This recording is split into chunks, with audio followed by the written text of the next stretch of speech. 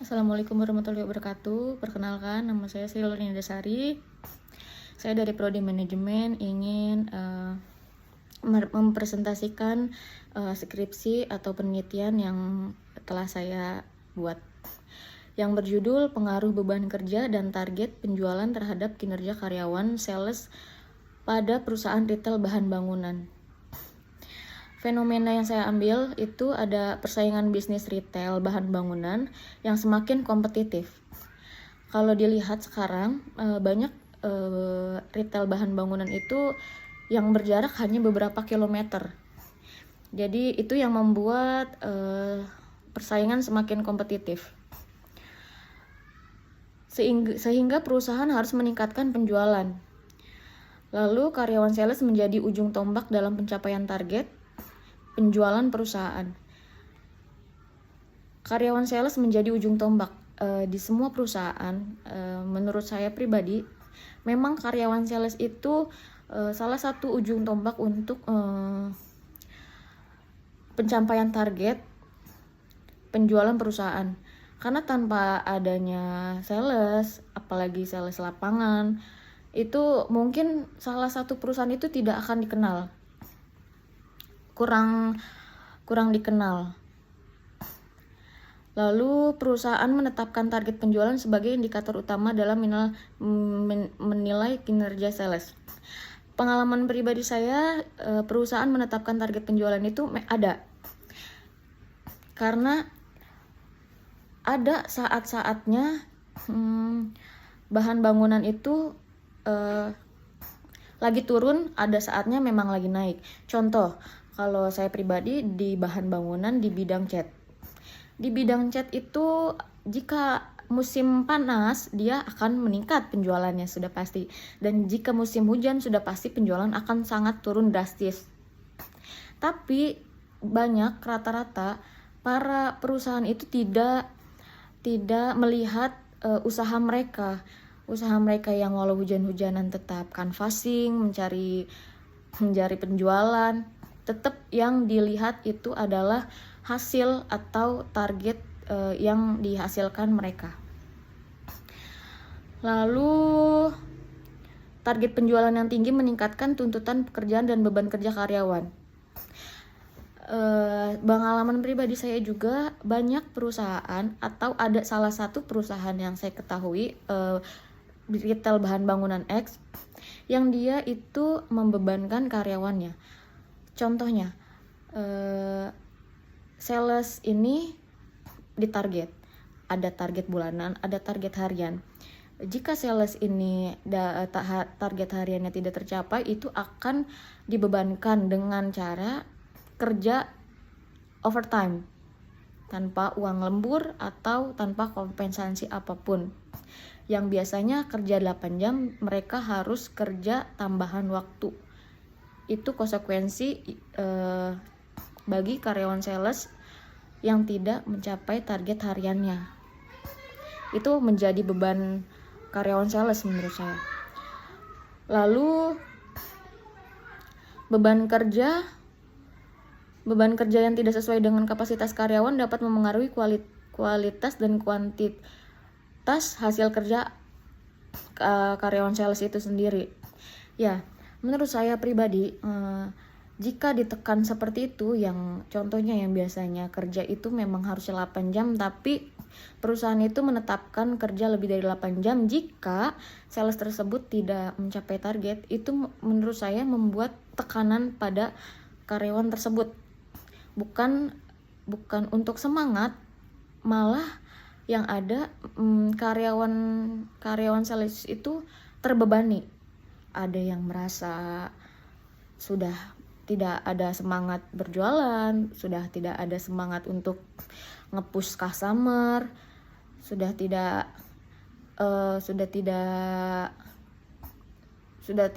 merasa malas lah gitu untuk mengejar target tersebut karena beban yang dia rasakan sendiri. Alasan penelitian, belum diketahui secara pasti bagaimana pengaruh beban kerja dan target penjualan terhadap kinerja karyawan sales pada perusahaan retail bahan bangunan X.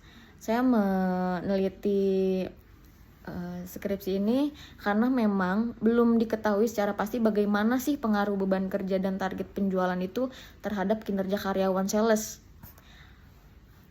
Lalu ada identifikasi masalah. Identifikasi masalah itu yang pertama, beban kerja karyawan sales yang cukup tinggi. Target penjualan terus meningkat. Tekanan dalam pencapaian target dapat mengaruhi motivasi dan produktivitas. Lalu kinerja karyawan belum tentu optimal, belum diketahui pengaruh beban kerja dan target penjualan terhadap kinerja karyawan. Di sini yang saya nilai masalah yang ada itu beban karyawan sales cukup tinggi. Ya, karena ada beberapa sales yang ditarget yang bukan bidangnya. Saya pribadi, saya di bidang cat, tapi tokonya sendiri itu banyak yang, beberapa toko bangunan banyak yang mewajibkan sales tersebut menjual yang bukan spesialisnya, seperti itu, dan itu wajib dan ditarget pula. Dan memang rata-rata bahan bangunan retail seperti itu. Rata-rata 80% bahan bangunan retail seperti itu. Lalu rumusan masalah. Yang pertama itu ada, apakah beban kerja berpengaruh terhadap kinerja karyawan sales? Kedua, apakah target penjualan berpengaruh terhadap kinerja karyawan sales? Yang ketiga, apakah beban kerja target penjualan secara simultan berpengaruh terhadap kinerja karyawan sales? Itu yang akan dibahas di bab-bab berikutnya nanti. Di sini ada tujuan dan manfaat penelitian. Tujuan penelitiannya menganalisis pengaruh beban kerja terhadap kinerja karyawan sales, menganalisis pengaruh target penjualan terhadap kinerja karyawan sales, menganalisis pengaruh beban kerja dan target penjualan secara simultan terhadap kinerja karyawan sales. Manfaat penelitian bagi perusahaan itu akan menjadi bahan evaluasi dalam membagi bagian beban kerja, memberikan masukan dalam menetapkan target penjualan yang realistis. Lalu bagi akademis ada menambahkan referensi penelitian di bidang manajemen sumber daya manusia. Bagi peneliti menambah wawasan dan pengalaman dalam melakukan penelitian ilmiah. Di sini grand teori yang saya pakai itu goal setting theory. Edwin Alloc 1968. Pengertiannya, goal setting teori menjelaskan bahwa tujuan yang jelas, spesifik, dan menantang akan meningkatkan motivasi usaha dan kinerja individu. Semakin jelas tujuan yang ditetapkan organisasi, semakin tinggi komitmen karyawan untuk mencapainya. Prinsipnya itu ada clarity, yang artinya target harus jelas dan mudah dipahami. Lalu ada challenge yang penjelasannya artinya target harus menantang namun realistis. Lalu ada komitmen. Karyawan memiliki komitmen untuk mencapai target. Feedback, evaluasi dilakukan untuk mengetahui pencapaian target. Task complexity, tingkat kesulitan pekerjaan harus disesuaikan dengan kemampuan karyawan itu sendiri. Lalu keterkaitan dengan penelitian, target penjualan merupakan tujuan yang harus dicapai oleh karyawan sales. Target yang jelas dapat meningkatkan motivasi dan kinerja. Target yang terlalu tinggi dapat meningkatkan beban kerja. Beban kerja yang berlebihan berpotensi menurunkan kinerja karyawan. Untuk goal setting teori dari Edwin Alloc, tujuan yang jelas akan meningkatkan motivasi. Setelah motivasi muncul, akan meningkatkan usaha yang lebih keras pastinya.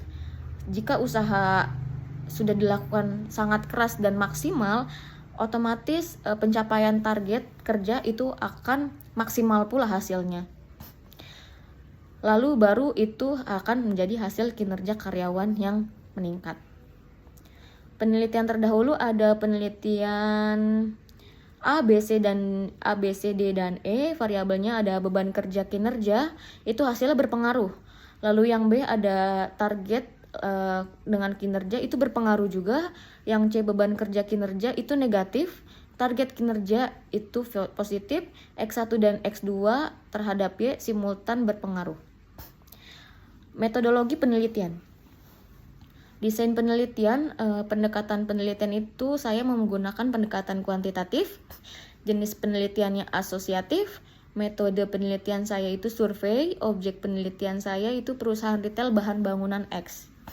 Jadi tidak semua bahan bangunan X, saya bahan bangunan daerah se-Indonesia, tidak. Saya hanya melakukan penelitian perusahaan retail bahan bangunan yang ada di Cilengsi, salah satunya. Lalu waktu penelitian itu tahun 2026, pastinya variabelnya ada beban kerja yang dikodekan X1, indikatornya ada 5 indikator. Target penjualannya kodenya X2, itu ada 5 indikator. Kinerja karyawan Y-nya ada 5 indikator juga. Yang nantinya akan saya buat kuesioner dan disebar. Untuk saat ini memang saya juga sudah menyebar kuesioner, tapi hanya baru beberapa responder yang merespon. Teknik pengumpulan data, kuesioner skala Likert 1-5, observasi, studi pustaka, perusahaan retail bahan bangunan X, lalu saya akan menyebarkan kuesioner, lalu saya akan mengumpulkan data, lalu saya akan menganalisis menggunakan SPSS. Lalu ada populasi dan sampel. Populasi karyawan yang saya akan analisis hanya 50 karyawan sales, karena di salah satu bangunan retail bahan bangunan itu jarang yang ada sampai 100 karyawan. Lalu teknik sampling jenuh atau sensus, jumlah sampling 50 responden. Alasannya seluruh anggota populasi dijadikan sampel karena jumlah populasinya yang memang kurang lebih hanya 50 orang. Tidak lebih dari 100, bisa jadi kurang. Teknik analisis data, analisis dilakukan menggunakan IBM, SPSS melalui tahapan yang pertama uji validitas, yang kedua uji reliabilitas, yang ketiga uji asumsi klasik. Uji asumsi klasiknya ada uji normalitas, uji multikoliniaritas, uji heteroskedastisitas, ada analisis regresi linear berganda, uji T parsial, uji F simultan, koefisien determinasi atau R2. Cukup sekian presentasi penelitian yang saya buat. Kurang lebihnya mohon maaf. Assalamualaikum warahmatullahi wabarakatuh.